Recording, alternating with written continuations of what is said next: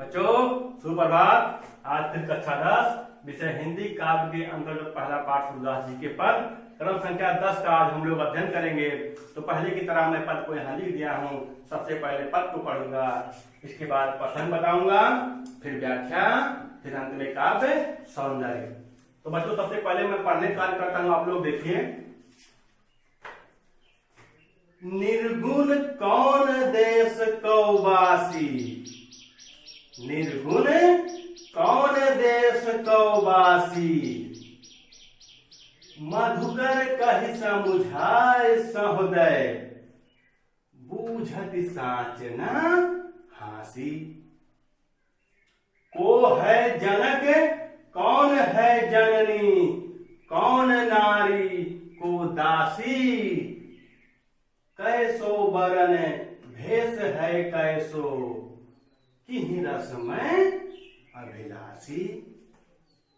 पावे गो पुन कियो आपनो, जौरे करे गो घासी, सुनत मौन होय रहो बावरो, सूर सवय मति नासी।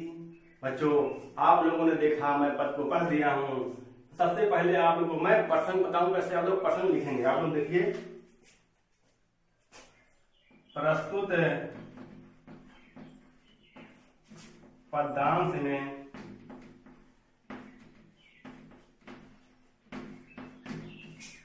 सूरदास ने गोपियों के माध्यम से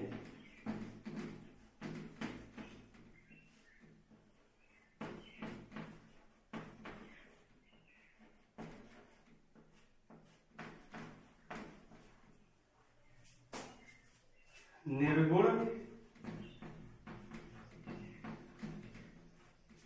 ब्रह्म की उपासना का खंडन तथा सगुण कृष्ण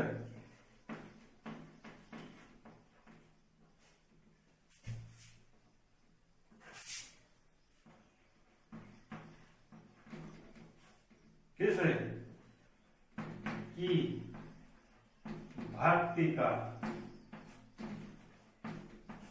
मंडन किया है।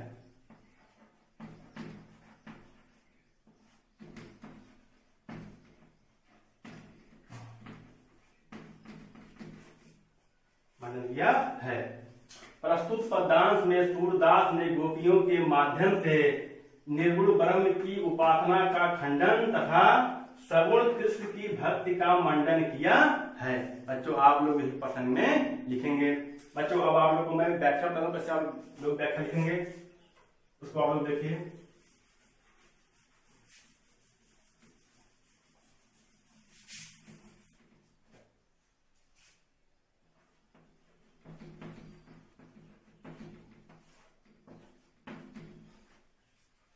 बच्चों इस पद में क्या है थोड़ा कुछ बताऊंगा आप लोग को मैं।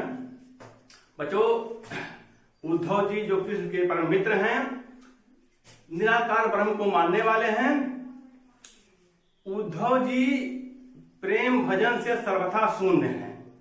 उद्धव जी प्रेम भजन से सर्वथा शून्य हैं।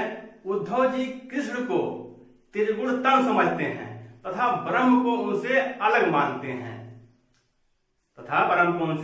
अलग मानते हैं। जब कोई उद्धव जी से प्रेम की बातें करता है तो उद्धव जी उसके विपरीत बोलते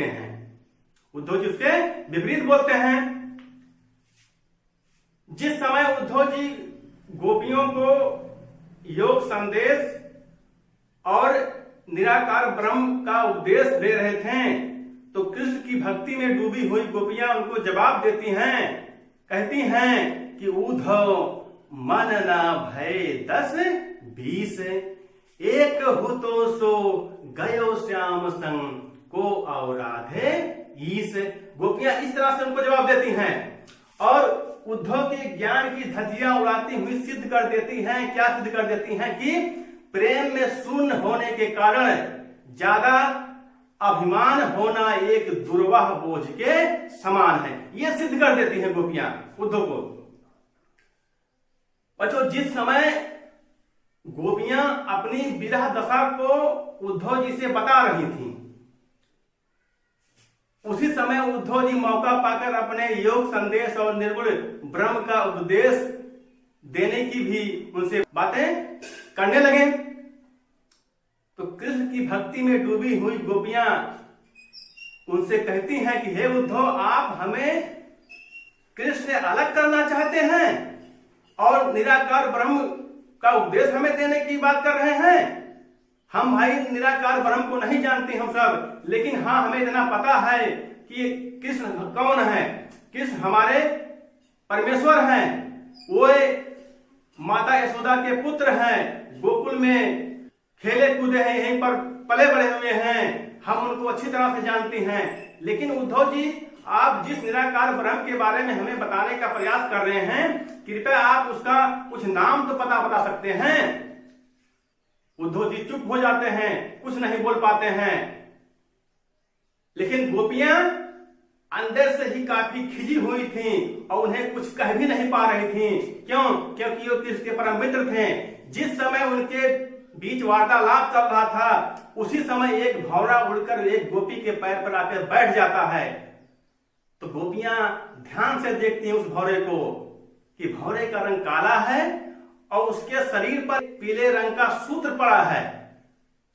गोपियां सोचने लगती हैं कि भौरे का रंग काला है और इसके शरीर पर पीले रंग का सूत्र है और उद्धव भी काले हैं, कृष्ण भी पीताम्बर धारण करते हैं और उद्धव भी पीताम्बर धारण कर रखे हैं।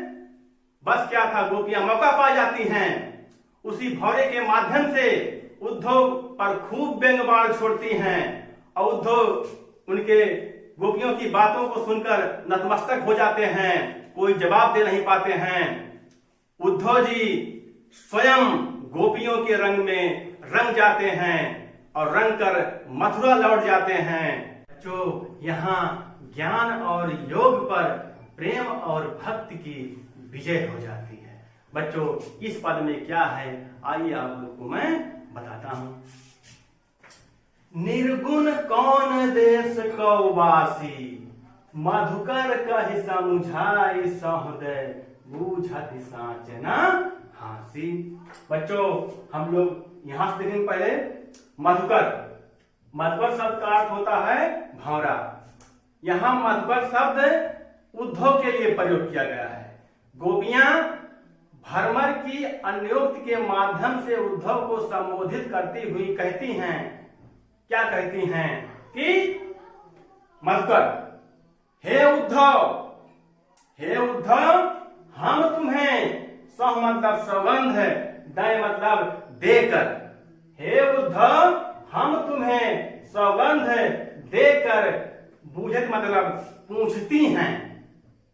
हे उद्धव, हम तुम्हें सौगंध देकर पूछती हैं, ना हासी। हासी मतलब हंसी करना और ना मतलब नहीं। हम हंसी नहीं कर रही हैं, हम हंसी नहीं कर रही हैं। साच मतलब सच सच, समझाए मतलब समझाओ या बताओ, सच सच बताओ।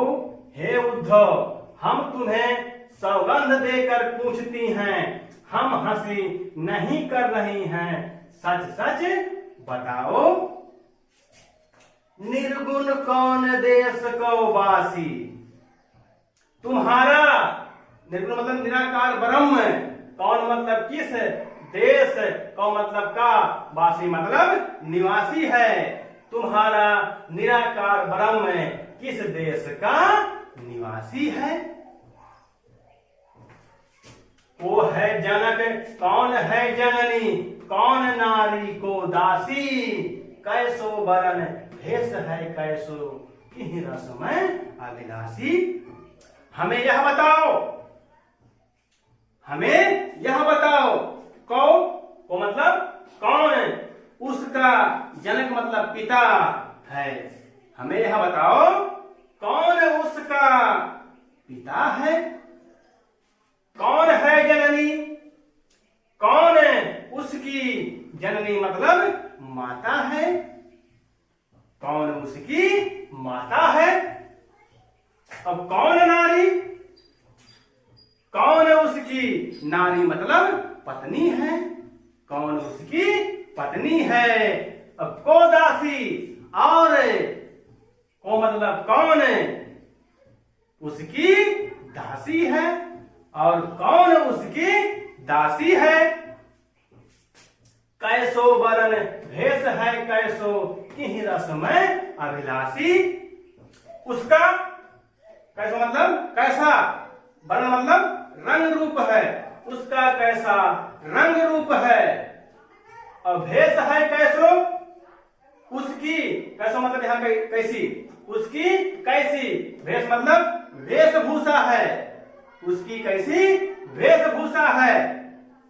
और किहि रसमय अभिलाषी, की मतलब किस, रस में मतलब में, अभिलाषी मतलब रुचि है, और किस रस में उसकी रुचि है, या कह सकते बच्चों किस रस में वो इच्छुक है, यानी इच्छा रखने वाला है, और किस रस में उसकी रुचि है। पावे गो पुण्य कियो आपनो जोरे करबो गासी, सुनत मौन होय रहो बावरो सूर समय मति नासी। गोपियां उद्धव को चेतावनी देती हुई कहती हैं कि हमें सभी बातों का ठीक ठीक से उत्तर देना। गोपियां उद्धव को चेतावनी देती हुई कहती हैं कि हमें सभी बातों का ठीक ठीक से उत्तर देना। जो जो मतलब यदि, रे तुम, यदि तुम हमसे, गासी मतलब छल कपट, यदि तुम हमसे छल कपट करोगे मतलब करोगे, यदि तुम हमसे छल कपट करोगे तो आपनो कियो पुनि, आपनो मतलब अपने, कियो मतलब किए का, पुनि मतलब फल, पाओगे मतलब अवश्य ही पाओगे, तो अपने किए का फल अवश्य ही पाओगे। गोपियां उद्धव को चेतावनी देती हुई कहती हैं कि हमें सभी बातों का ठीक ठीक से उत्तर देना। यदि तुम हमसे छल कपट करोगे तो अपने किए का फल अवश्य ही पाओगे। सुनत मौन है रहो बावरो सूर समय मति नासी। सूरदास जी कहते हैं कि गोपियों के इन प्रश्नों को, सुनत मतलब सुनकर, सूरदास जी कहते हैं गोपियों के इन प्रश्नों को सुनत मतलब सुनकर उद्धव जी, बावरो मतलब बावले से, रहो मतलब होकर, उद्धव जी बावले से होकर, मौन मतलब चुप, है मतलब हो गए।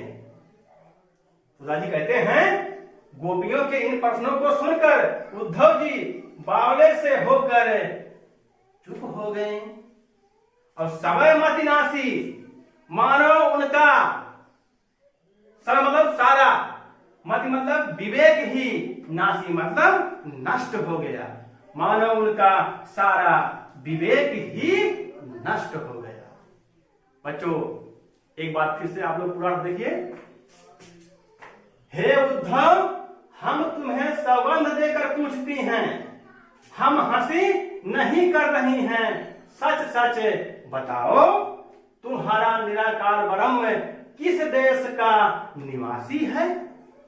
हमें यह बताओ कौन उसका पिता है, कौन उसकी माता है, कौन उसकी पत्नी है, और कौन उसकी दासी है? उसका कैसा रंग रूप है, उसकी कैसी वेशभूषा है, और किस रस में उसकी रुचि है? गोपियां उद्धव को चेतावनी देती हुई कहती हैं कि हमें सभी बातों का ठीक ठीक से उत्तर देना। यदि तुम हमसे छल कपट करोगे तो अपने किए का फल अवश्य ही पाओगे। सूरदास जी कहते हैं, गोपियों के इन प्रश्नों को सुनकर उद्धव जी बावले से होकर चुप हो गए, मानो उनका सारा विवेक ही नष्ट हो गया। बच्चों, अभी आप लोगों ने व्याख्या देखा। अब बच्चों, अंत में क्या है? काव्य सौंदर्य। आप लोग कैसे काव्य सौंदर्य लिखेंगे, मैं आप लोग को बताता हूं।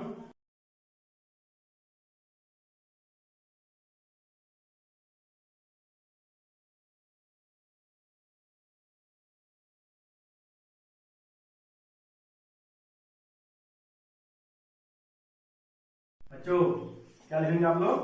कवि ने गोपियों द्वारा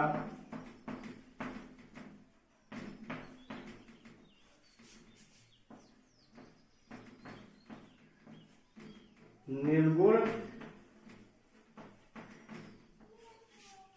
ब्रह्म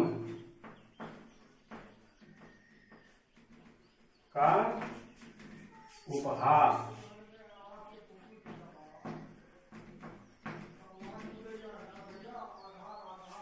अत्यंत व्यंग्यात्मक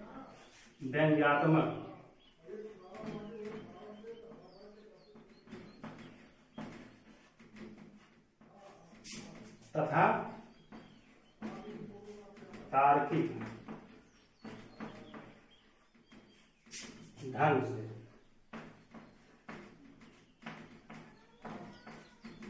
प्रस्तुत किया है।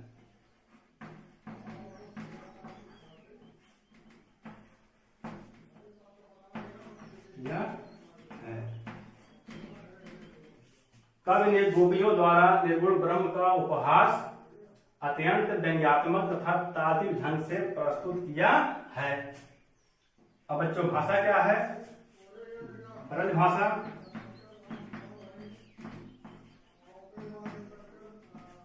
ब्रज भाषा। छंद क्या है? गे पद।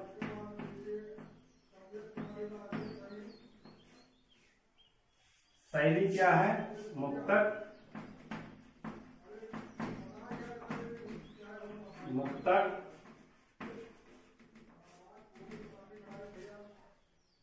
रस क्या है? वियोग, श्रृंगार,